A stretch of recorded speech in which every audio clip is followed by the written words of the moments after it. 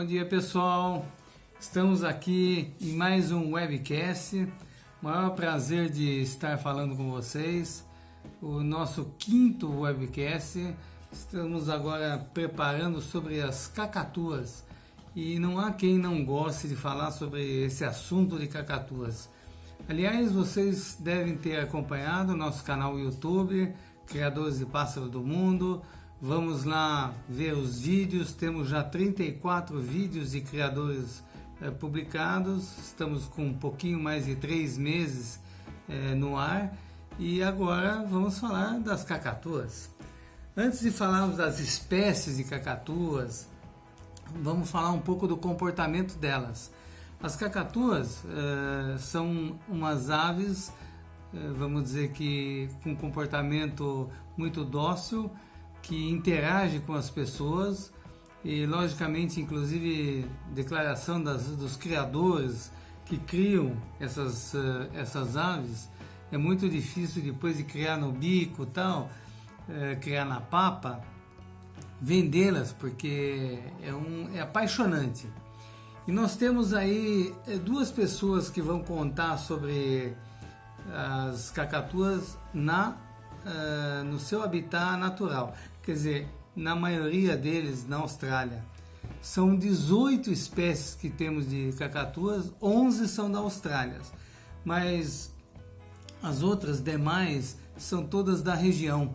A mais longe de todas é Filipinas, mas isso a gente vai falar quando a gente falar das espécies. Primeiro vamos falar da Michelle, que é uma brasileira, moradora em Sydney, na Austrália, e também do Jeff Van Esch, que é um belga que viajou com a sua esposa para a Austrália justamente para ver as cacatuas. Michelle, ela fala muito das cacatuas como docilidade, como bicho que muito manso, que vem na varanda da casa dela e, logicamente, atrás de alimento. É uma série delas, não tem receio nenhum de chegar perto do humano.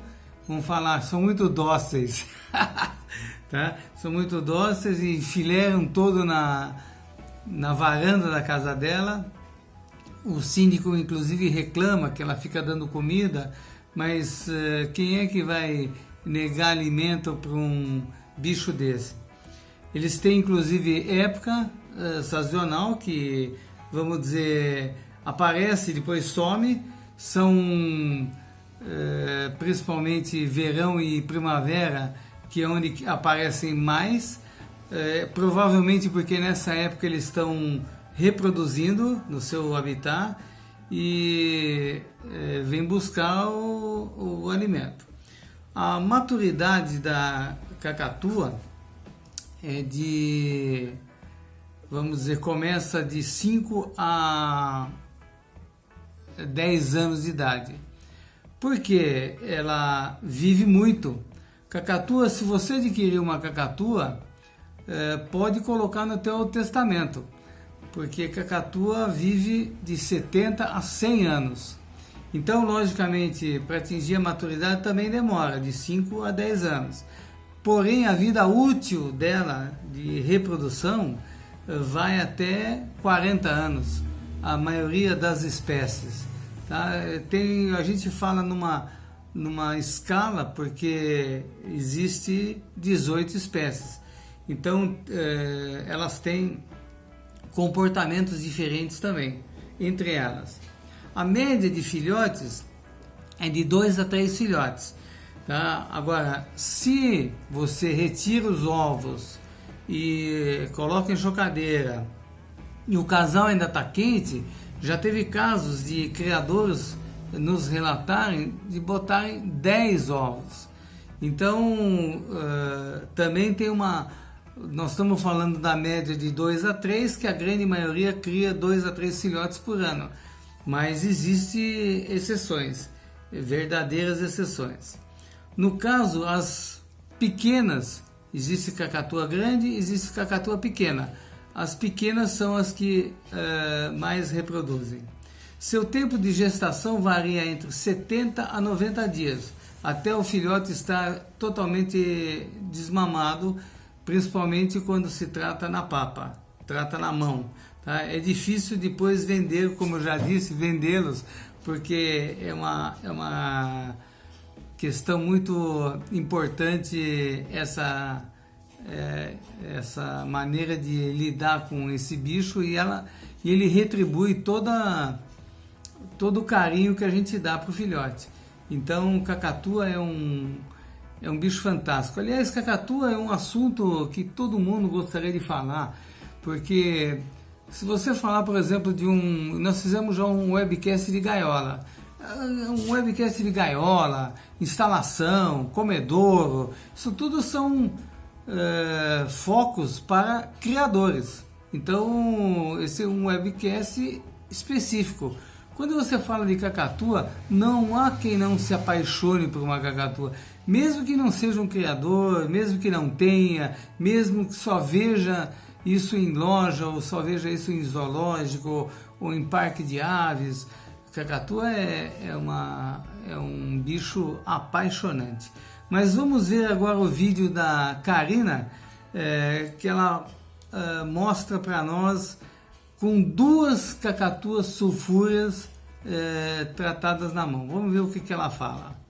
Criar cacatua é um investimento a longo prazo, exige persistência e paciência. Mas quando você tem os filhotes, você vai ter um companheiro o resto da vida, porque eles duram em torno de 70 a 100 anos. Que graça, né, pessoal? Eu sei que uma dessas 2 sulfúreas, elas ficaram na casa da Karina. Ela não aguentou, ela criou e ficaram tão mansas que não conseguiu vender, não.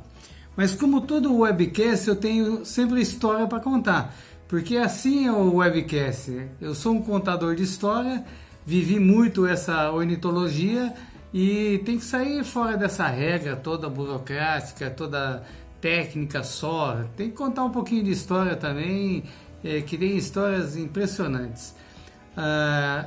A primeira delas eu vou contar da Indonésia, que a Indonésia é um país com 4ª maior população do mundo, tá? Tem 270 milhões de habitantes.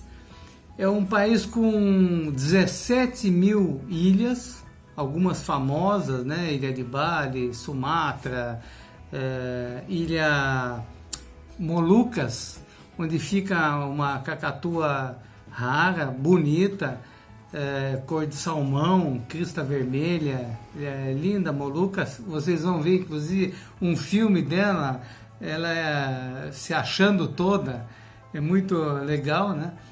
E aí eu entrei numa loja, isso foi lá pelos anos 90, e uma loja com muito mau cheiro e tal, e eu estranhei, mas não estava percebendo.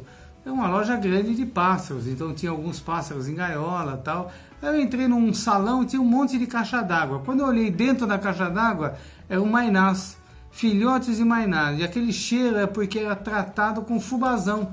Da mesma maneira que a gente tratava há muitos anos atrás, quando ainda era permitido tal, ter papagaio. Então fazia um fubazão para o papagaio, assim tratava os mainás. Parecia um corvo, né? Porque ele tem um bico triangular quando filhote. E logicamente aquele salão com muitos, né? E eu não pude saber quantos tinham. E aí eu perguntei, quantos mainá tem? Lá, tem entre 2 a 3 mil. 2 a 3 mil, e todo dia chega, porque nós compramos por quilo. Quilo? Eu quis saber como é que é. Ele falou, você quer ver? Quero ver.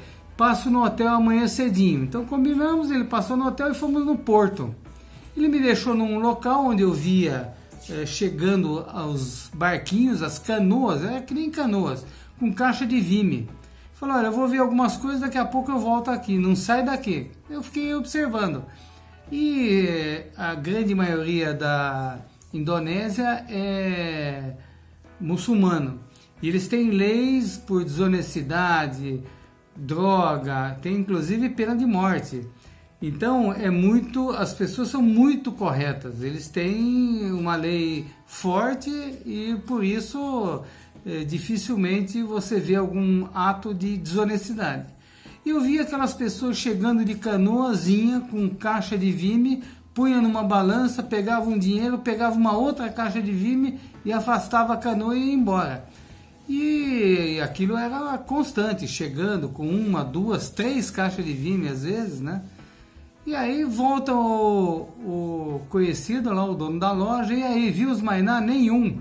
Até agora eu, nenhum. Vamos lá, vamos abrir uma caixa. A hora que ele abriu uma caixa de vime, tinha de todo tipo, de todas as espécies, de todos os tamanhos, filhote pequeno, grande, adulto, tudo. Como tem 17 mil ilhas a Indonésia, eles têm, e são ilhas vulcânicas, são ilhas que surgem, e eles falam mais ou menos 17 mil, porque tem ilha que some e tem ilha que aparece, tudo vulcânicas, e os pássaros vão, vamos dizer, povoando, trazendo alimento, trazendo árvores, semente, etc., e reproduzindo. Então, essas são as pessoas que pegavam os mainás. Hoje isso não é permitido. Aliás, hoje é até proibido pássaros virem da Indonésia, tá? Justamente porque era um farto material para o mundo todo, tá?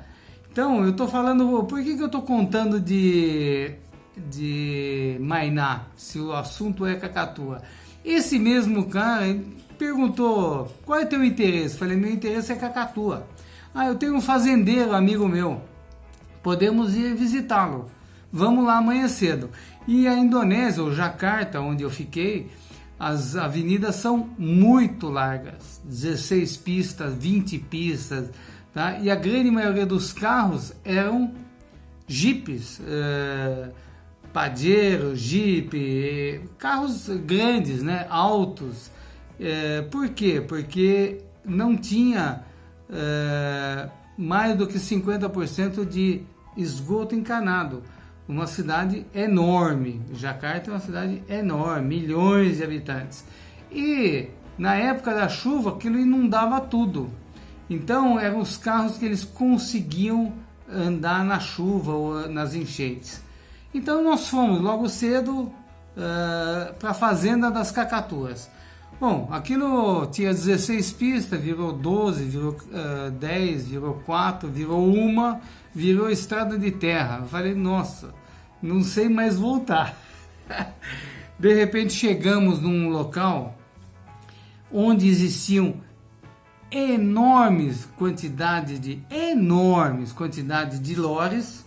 Eram 3 ou 4 espécies da região, eu me lembro do Bornéu, me lembro do arco-íris, e um bando de cacatuas.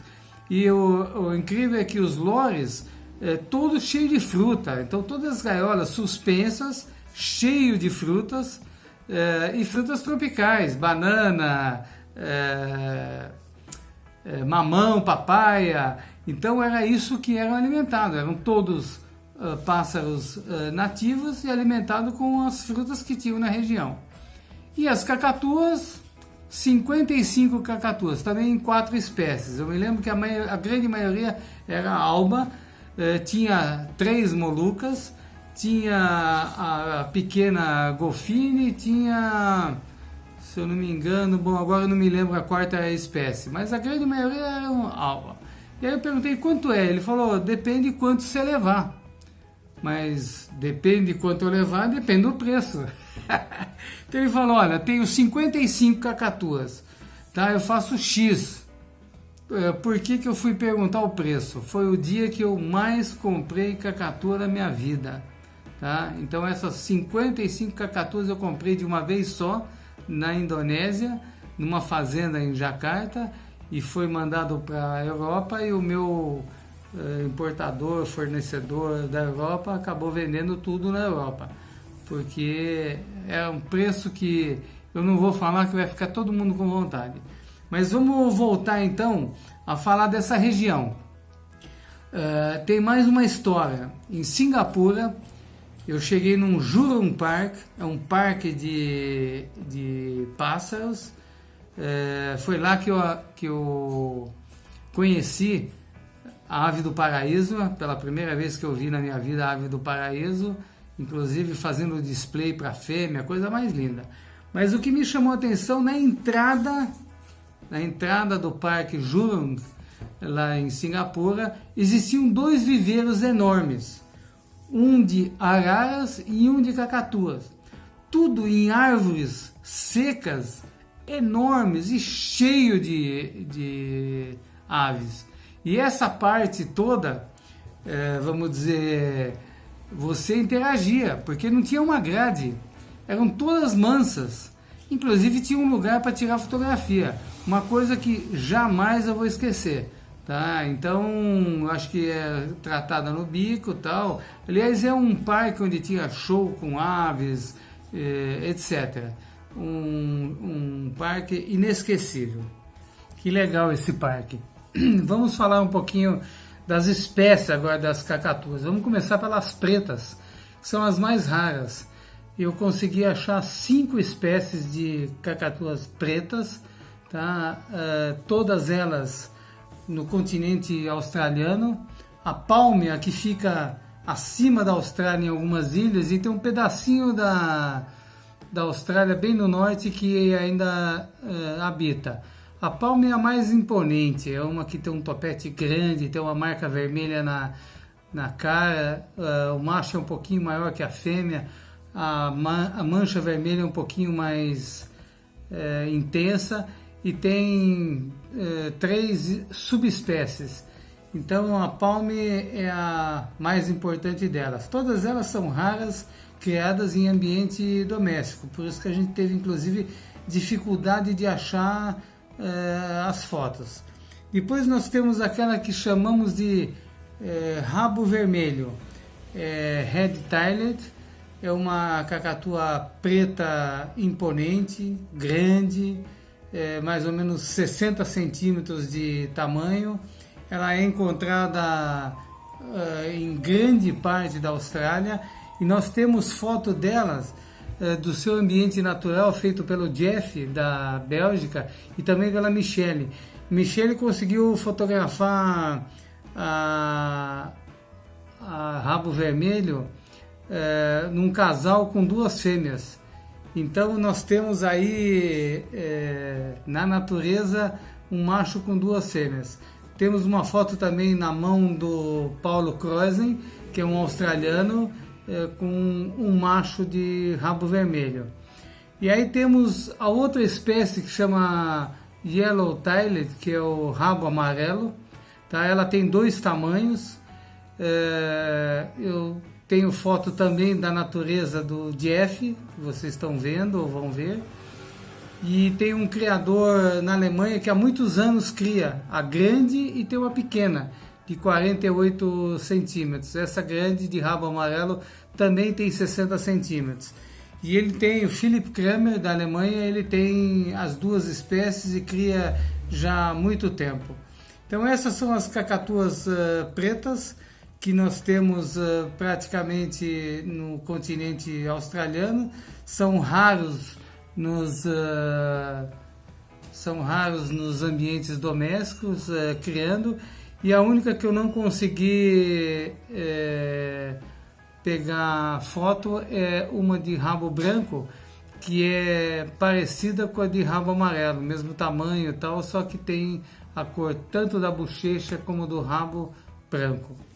Vamos agora a 2 cacatuas que eu acho espetaculares.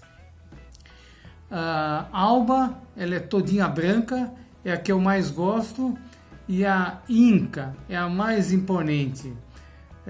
Vejam o vídeo da Inca, vê se vocês gostam desse vídeo, cedido pelo Bruno, do criador Horizonte, de Corumbataí.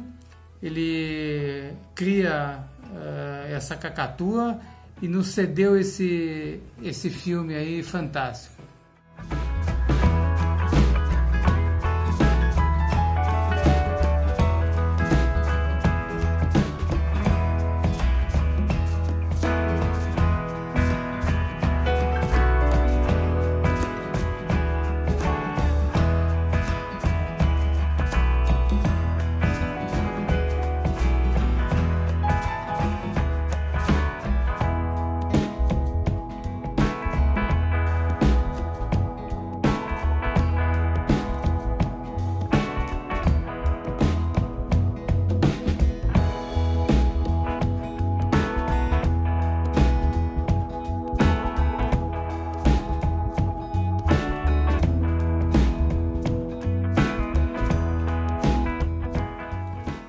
gostaram do vídeo da cacatua inca? Vocês viram a delicadeza dos beijos trocados? O Bruno também cria, além desse casal, cacatua inca, e nos mandou mais fotos. Vejam aí. A cacatua inca, ela habita só no território australiano, na parte leste e sul da Austrália, numa grande região, e tem apenas uma subespécie. Mede em torno de 35 centímetros, mas seu topete é espetacular. É um topete único, multicolorido. Jeff também esteve aí, Jeff Van Esch, da Bélgica, também esteve aí nessa região, no seu habitat, e fotografou elas pastando no chão, coisa incrível, e também nas árvores, ou seja, um bando enorme de cacatua inca. Em ambiente doméstico recebemos informações e fotos de 4 criadores. Um deles nós já vimos, que é o Bruno. Os outros são Rudy Blaine, da Bélgica, que também cria cacatua inca, e Theo Van Oppen. Theo Van Oppen é aquele que cria também cacatua preta, também da Bélgica, tem vários casais, e a Karina Marchiori, do criador Quem Canto de Araraquara. A Karina conta que a cacatua inca é uma de suas preferidas. A cacatua alba, que é a próxima que nós vamos falar, eu já disse que é a minha favorita, mas não é só minha favorita, até o Rivelino e o Papa também gostam dela. Vejam as fotos. Rivelino teve uma fêmea alba chamada Xuxa, e Papa teve, essa foto é conhecida de todo mundo como a cacatua alba. A alba inteira branca, ela habita na Indonésia em algumas ilhas, inclusive na ilha Molucca, que foi muitas vezes chamada de Ilha Maluca, mas era só um trocadilho, não tem nada em especial. Os criadores Bruno, do criador Horizonte, e André Devro colocaram algumas fotos para nós, ou enviaram, inclusive o Devro nos enviou uma cacatua alba pequena, filhote, tratando no bico. Karina Marchiori, do criador Quem Canto, enviou também fotos dessa cacatua. Não tem nenhuma subespécie, e essa cacatua, que é a minha preferida, mede 35 centímetros. Veja o mascote da Karina com a sua filha, tá? Que mandou para nós essa foto. É fantástico. E para finalizar, outro criador de cacatua alba, que nos enviou um filme curto, de um detalhe da cabeça dele, pelo olho preto, dá para saber que é um macho, que é do Tiago Souza, do criador Miguel Arcanjo, do Rio Grande do Sul. E curtem aí. Vamos agora seguir com outras 2 espécies. Uma chama Gang Gang, que não tem nenhuma subespécie, e a outra chama Molucca, a espetacular Molucca. Obrigado, Tiago, Bruno, Karina e André, pelas fotos da cacatua alba. Vamos agora falar de mais uma espécie, a Gang Gang. Ela é encontrada no extremo sul da Austrália e até nas ilhas próximas, de Canguru e Tasmânia. Ela é chamada de palhacinho. Aquele topete dela redondo, tal, coisa mais linda, né? Mas ele tem, eu acho que essa é a ideia, daí que vem o nome. Veja que o topete curvo parece um adorno e dá a sensação realmente de um palhacinho. Essa espécie não tem subespécie e mede 34 centímetros. Veja as fotos que o Jeff fez, Jeff Van Esch, da Bélgica, na natureza, e também as fotos de Paul Kreuzen, que é um criador da Austrália. Muito legal essa espécie. As espécies da Austrália, para vocês saberem, elas são proibidas de serem vendidas.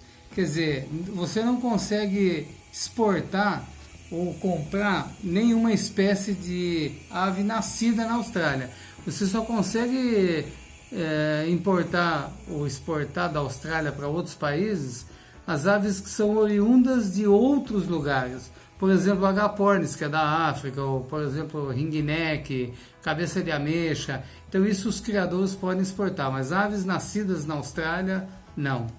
Agora vamos falar da moluca. Aliás, moluca é um show, né? Falando em show, vamos ver a estrela se exibindo.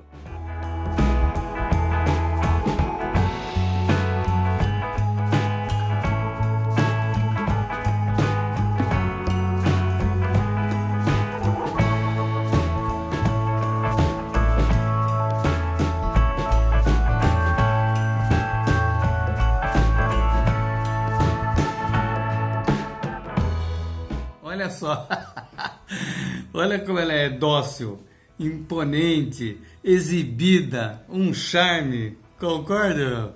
Fantástica, né? Tá aí, e essa é a moluca. Bruno Felipe, do Criador Horizonte, foi que nos mandou esse vídeo. E os belgas Cliff Mossien e Theo Van Hopen também enviaram as fotos que vocês estão vendo. Curtem aí. Essa espécie vive numa ilha no norte da Austrália, chamada Serim, no arquipélago chamado Molucanos. Fica fora, mais uma espécie que fica fora da Austrália. Não tem nenhuma subespécie, ela mede aproximadamente 55 centímetros, ela é inteira de cor salmão e tem esse topete, essas marcações vermelhas no topete, que faz ela de uma cacatua espetacular. Vamos falar agora das pequenas. As pequenas cacatuas também são encontradas em ambiente doméstico, um pouco mais raro, porque não são tão imponentes, são pequenininhas, mas é uma graça do mesmo jeito. Vou começar falando da Red-Winged. É uma cacatua que tem uma mancha vermelha, vamos dizer, debaixo do rabo, é pequenininha e é a que mais distante da Austrália. Ela é das Filipinas, tá? Então a Red-Winged é das Filipinas. Ela tem 31 centímetros só de tamanho e é rara encontrá-la em ambiente doméstico.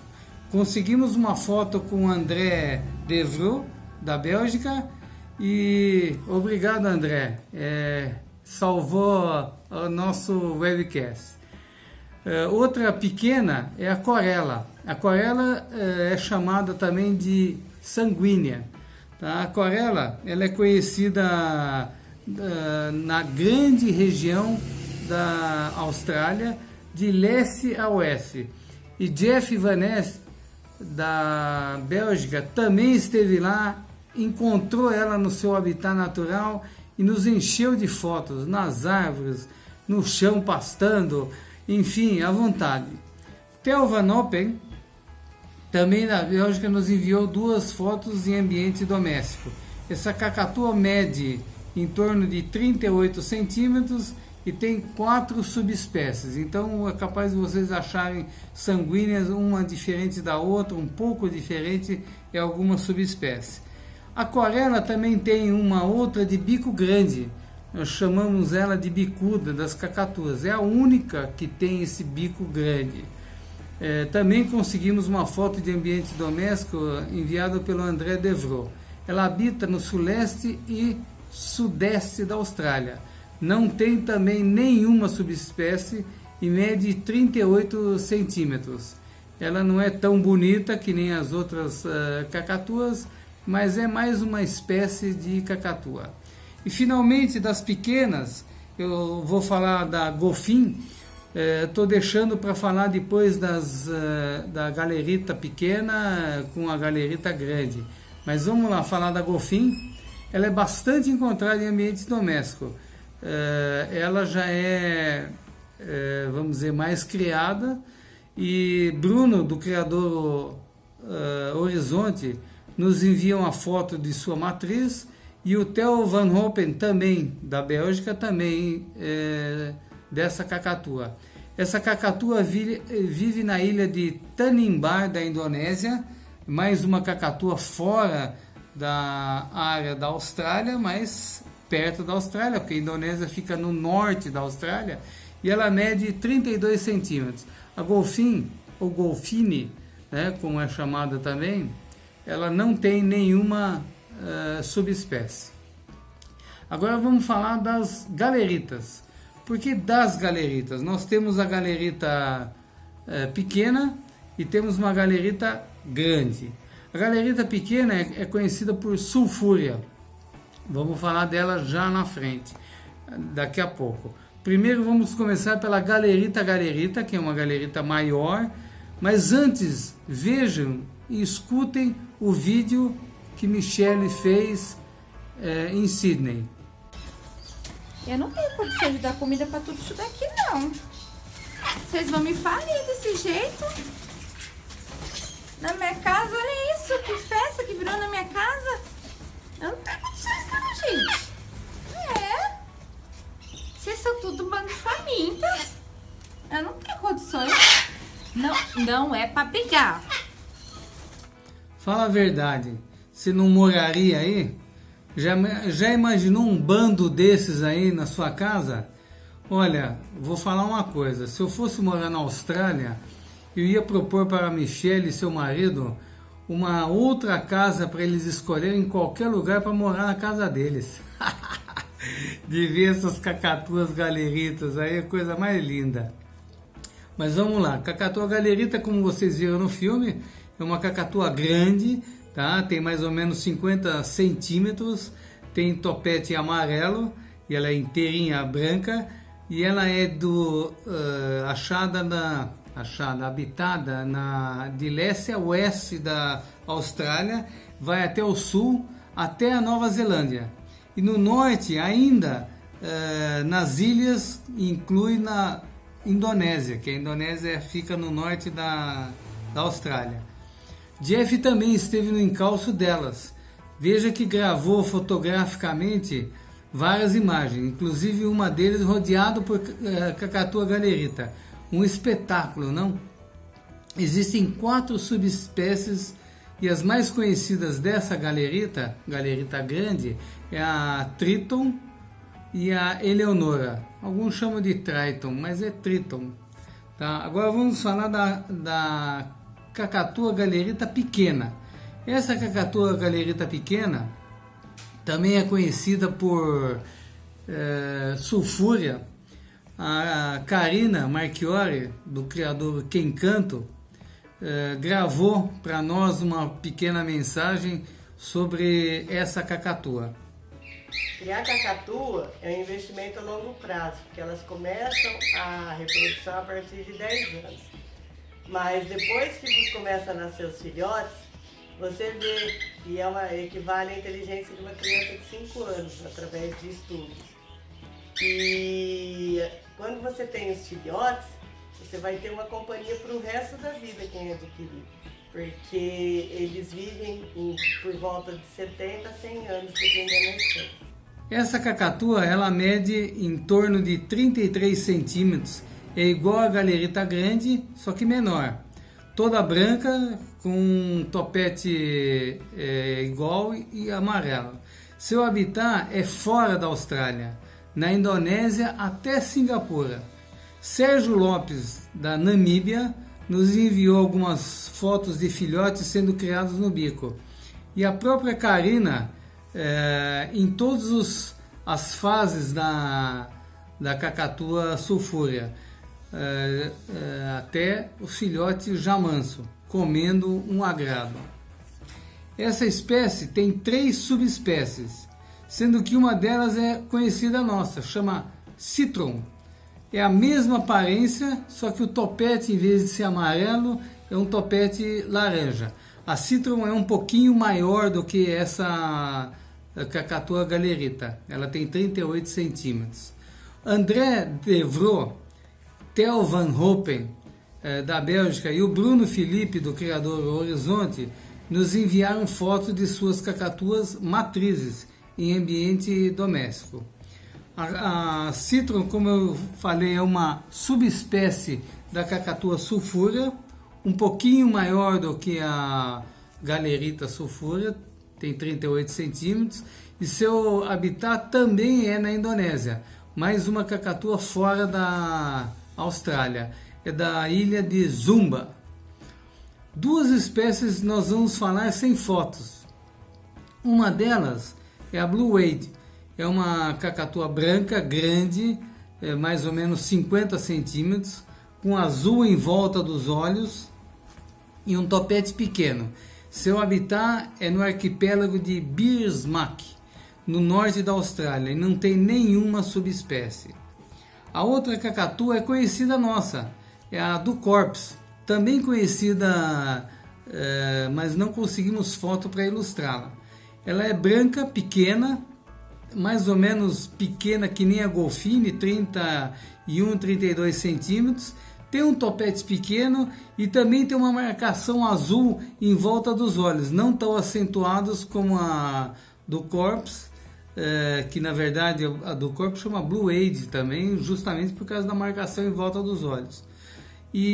Mas ela tem em volta dos olhos um azul também. Seu habitat é nas Ilhas Salomão, de oeste a leste, e não tem nenhuma subespécie.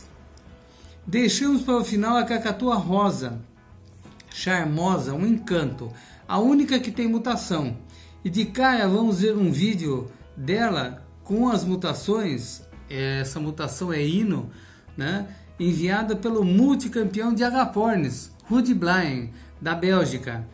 Curtem aí o vídeo dele, veja só que coisa fantástica.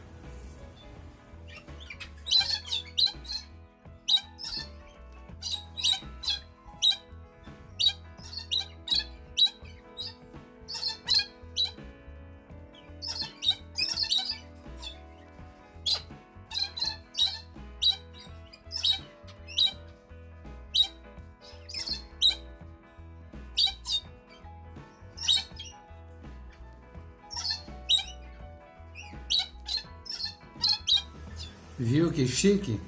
Sempre tem aquele que quer chamar mais atenção, né? O Ruud ainda me mandou duas fotos. Uma de um ninho com filhotes normais e filhotes mutação. E um outro, ele me perguntou, você acha que passarinho sente frio?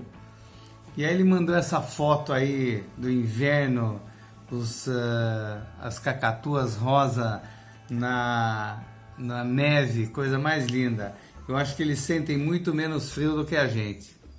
Essa mutação lutino, ela apareceu a primeira vez que eu vi há uns 15 anos atrás no criador do Emil Antonin.